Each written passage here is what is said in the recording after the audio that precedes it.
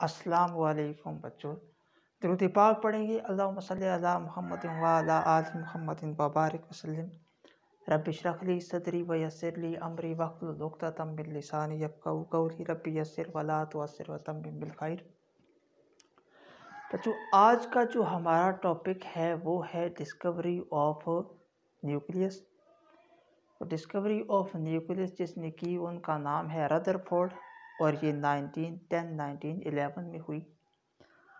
Electron, proton और neutron की discovery के बाद अब मसला ये था कि इलेक्ट्रॉन की जगह एटम में कौन सी है, प्रोटॉन की जगह एटम में कौन सी है और न्यूट्रॉन की जगह एटम में कौन सी है। इलेक्ट्रॉन किस जगह होते हैं, प्रोटॉन किस जगह होते हैं और न्यूट्रॉन किस जगह प्रेजेंट होते हैं एटम में। तो इसके लिए एक्सपेरिमेंट हुआ, रदरफोर्ड गोल्डफॉइल एक्सपेरिमेंट इसको कहा जाता है। रदरफोर्ड गोल्डफॉइल एक्सपेरिमेंट, ये बच्चों इसकी इंस्ट्रूमेंटेशन है। ये रेडियम सोर्स है, सोर्स ऑफ अल्फा पार्टिकल है। यहाँ से अल्फा पार्टिकल निकलते हैं। यहाँ आप समझिए ये कोलिमेटर लगा है जो इसको नैरो बीम से पास करने में अल्फा पार्टिकल्स को मदद करता है। ये है बच्चों गोल्डफॉइल। और ये जो इर्द गिर्द आप देख रहे हैं ये लगी हुई है ZnS स्क्रीन, जिंक सल्फेट की ये स्क्रीन लगी हुई है। जब इस पर आकर कोई चार्ज पार्टिकल टकराएगा तो ये एक ग्लो देगी आप, ठीक।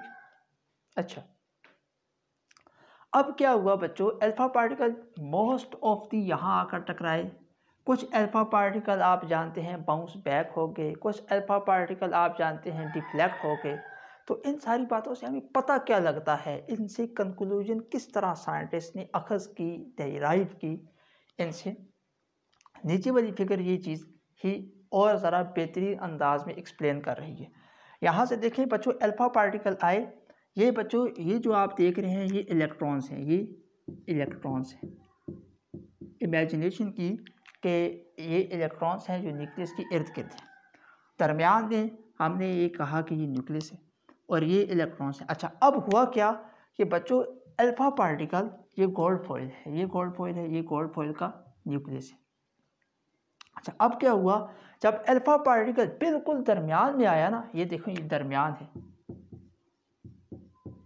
अल्फा पार्टिकल यहाँ से आ रहे हैं। जब ये गोल्ड फॉइल की बिल्कुल दरमियान से टकराया तो ये वापस आ गया, बाउंस बैक हो गया। ये देखें, ये बच्चों हो गया बाउंस बैक, यानी वापस आ गया। जब ये बाउंस बैक हो गया, वापस आ गया अल्फा पार्टिकल, तो हमने ये कहा कि कोई एटम के अंदर दरमियान में ऐसी चीज़ है जो डेंस है, जिसकी डेंसिटी ज़्यादा है।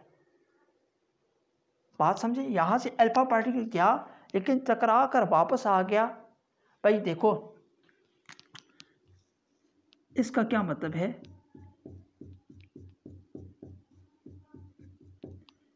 अब यहाँ से यहाँ एक बड़ा फुटबॉल है समझो प्रेजेंट है, यहाँ छोटी सी गेंद जाएगी, उससे टकरा कर वापस आ जाएगी। तो इसका क्या मतलब है, इसका मतलब ये होगा कि यहाँ आगे कोई चीज़ राउंड में प्रेजेंट है और इसका कोई ना कोई मैस है, इसका कोई ना कोई हैवी मैस है, इसलिए तो बॉल इसे टकरा कर वापस आ गई है, ठीक है। तो इसी तरह अल्फा पार्टिकल जब इससे टकरा कर वापस आया तो हमने कहा कि ये जो गोल्ड फॉइल है, ये गोल्ड का क्या मतलब है, एटम है। एटम के दरमियान में कोई डेंस, कोई ऐसी चीज़ मौजूद है कि जिसकी डेंसिटी ज़्यादा है, जिसका मैस ज़्यादा है। दरमियान में एटम, मेरे साथ बोलेंगे, दरमियान में एटम के दरमियान में कोई ऐसी चीज़ प्रेजेंट है जिसकी डेंसिटी ज़्यादा है, जिसका बच्चों क्या ज़्यादा है, मैस ज़्यादा है, जिसका मैस ज़्यादा है। इसीलिए तो अल्फा पार्टिकल, हालांकि अल्फा पार्टिकल भी कोई इतनी भी स्मॉल चीज़ नहीं होती, इसका भी एटॉमिक मैस बहुत होता है, लेकिन फिर भी ये इसे टकरा कर वापस आ गया है, आगे जा नहीं सका।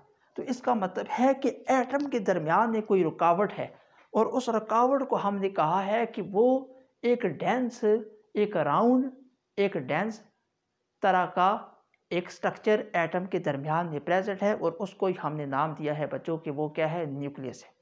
वो क्या है, इसलिए हमने कहा कि दरमियान में, एटम के दरमियान में न्यूक्लियस होता है, क्योंकि दरमियान से अल्फा पार्टिकल टकरा कर वापस आ गया।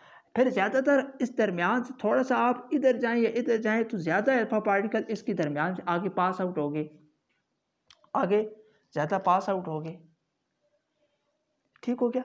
तो हमने फिर ये सजेस्ट उस साइंटिस्ट ने किया कि ये जो न्यूक्लियस है उसकी इर्द गिर्द कोई खाली जगह भी है, न्यूक्लियस की इर्द गिर्द कोई खाली जगह भी है, इसलिए अल्फा पार्टिकल को यहाँ से कोई रुकावट महसूस नहीं हुई, वो आगे सीधा अनडिफ्लेक्ट किए बगैर डिफ्लेक्शन के आगे पास आउट हो गए। तो खाली जगह भी है एटम के इर्द गिर्द, ये भी मालूम हुआ। अच्छा, कुछ अल्फा पार्टिकल्स थे वो डिफ्लेक्ट हो गए, यानी यहाँ से सीधा जा रहे थे, ये जो रेड पेन के साथ दिखाया गया है, और ये डिफ्लेक्ट हो गए। इसका क्या मतलब है? इसका मतलब है कि एटम्स न्यूक्लियस कि इर्द गिर्द खाली जगह है, और खाली जगह के फिर साथ इलेक्ट्रॉन्स भी मौजूद हैं आपस बाहर जो हैं वो बच्चों क्या मौजूद हैं, कोई पार्टिकल्स कोई इलेक्ट्रॉन्स भी बाहर मौजूद हैं। इसीलिए तो अल्फा पार्टिकल यहाँ से रिफ्लेक्ट हो गया और इसकी पोजीशन जो है वो चेंज हो गई। ठीक हो गया। अच्छा, अब बच्चों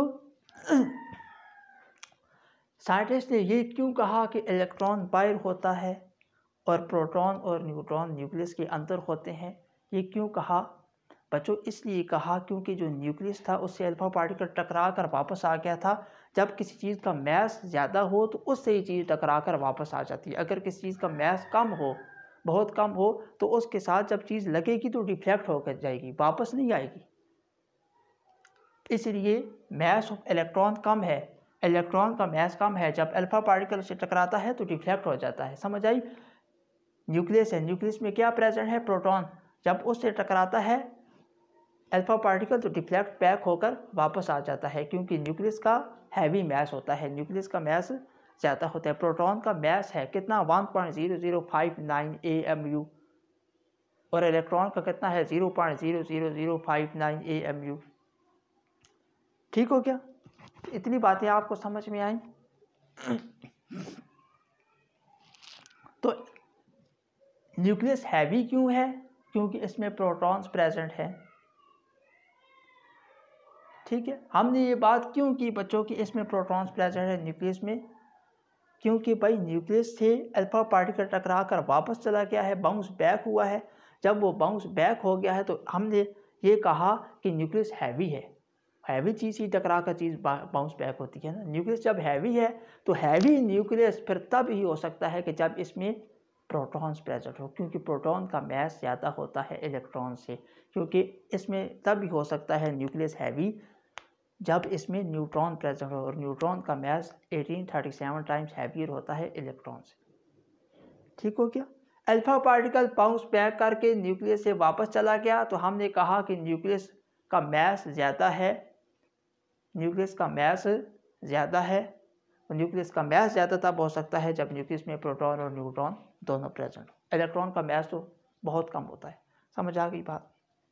अच्छा, अगली बात सुनिए। अगली बात यह है बच्चों कि 20,000 में से कोई बहुत से थोड़े से अल्फा पार्टिकल्स थे, 20,000 में से बहुत से थोड़े अल्फा पार्टिकल्स थे जो रिफ्लेक्ट हुए, बाकी सारे आगे ज़्यादातर सीधे गुजर गए। तो इसका क्या मतलब? इसका मतलब है कि जो पूरा एक एटम है न्यूक्लियस, इसमें से बहुत ही थोड़ा सा हिस्सा है। ये देखिए, ये पूरा एटम है और न्यूक्लियस में से थोड़ी सी स्मॉल जगह है।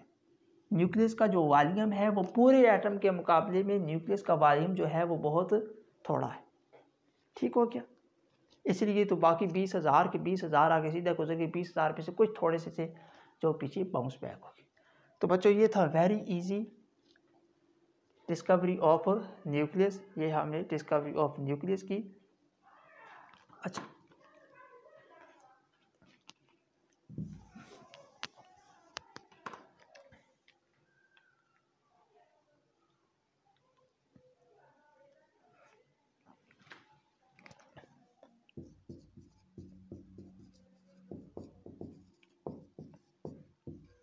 अब हम करते हैं properties of nucleus.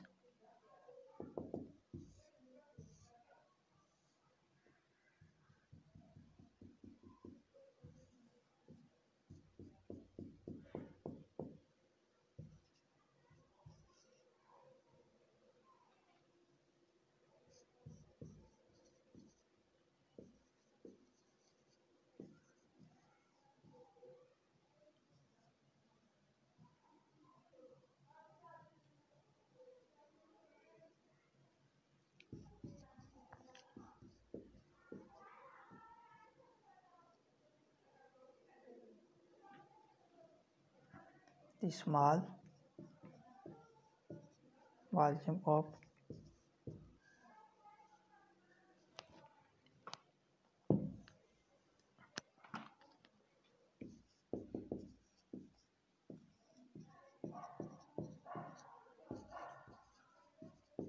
the small volume of high mass or density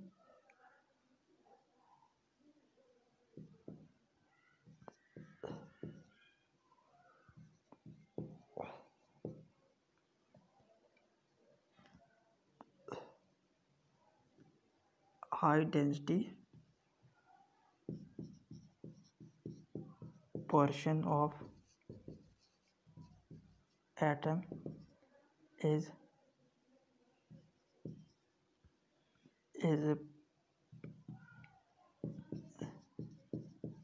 present between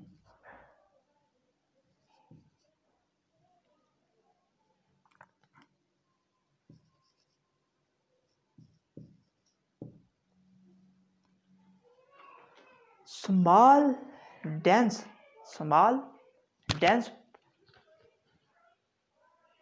and heavy particle portion of atom is present in the center of atom. Centre of atom में एक dense जो है वो राउंड शेप का मौजूद है बच्चों, particle nucleus, उसको हमने नाम दिया इज कॉल्ड न्यूक्लियस। ये है बच्चों न्यूक्लियस। इलेक्ट्रॉन्स आगे मैं लिखने लगा हूँ, इसको अरेंज करने के बाद इसको आप नोट करेंगे तब तक।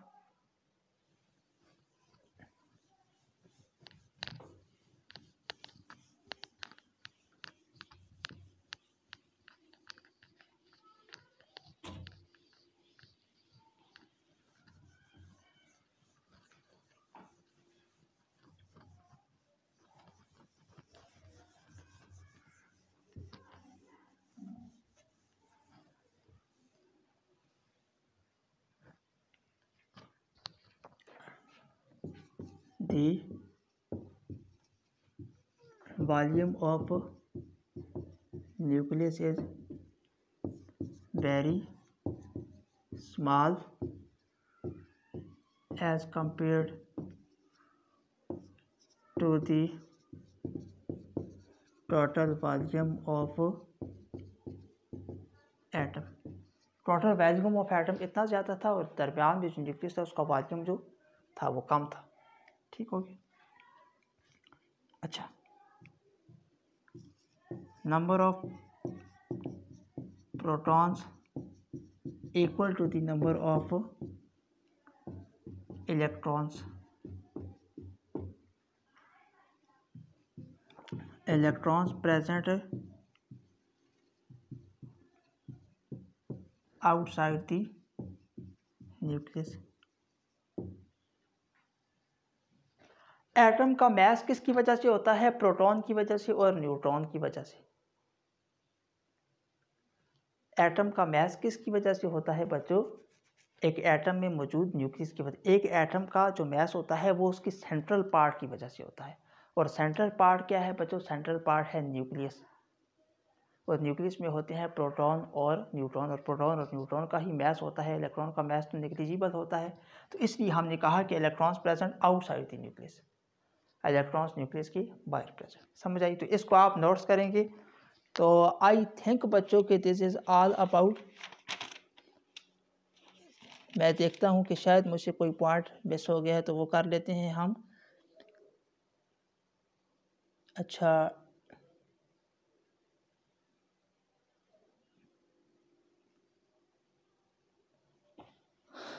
एक पॉइंट ये है कि इलेक्ट्रॉन्स आर, रदरफोर्ड ने ये भी बताया कि electrons are in not stationary motion in revolving motion, के इलेक्ट्रॉन जो हैं वो स्टेशनरी एक जगह रुके हुए नहीं है बल्कि इर्द गिर्द रिवॉल्व कर रहे हैं न्यूक्लियस की। तो ये इसकी प्रेडिक्शंस थी इस एक्सपेरिमेंट की। तो न्यूक्लियस के बाद बच्चों फिर हम स्टार्ट करते हैं डिफेक्ट्स ऑफ रदरफोर्ड।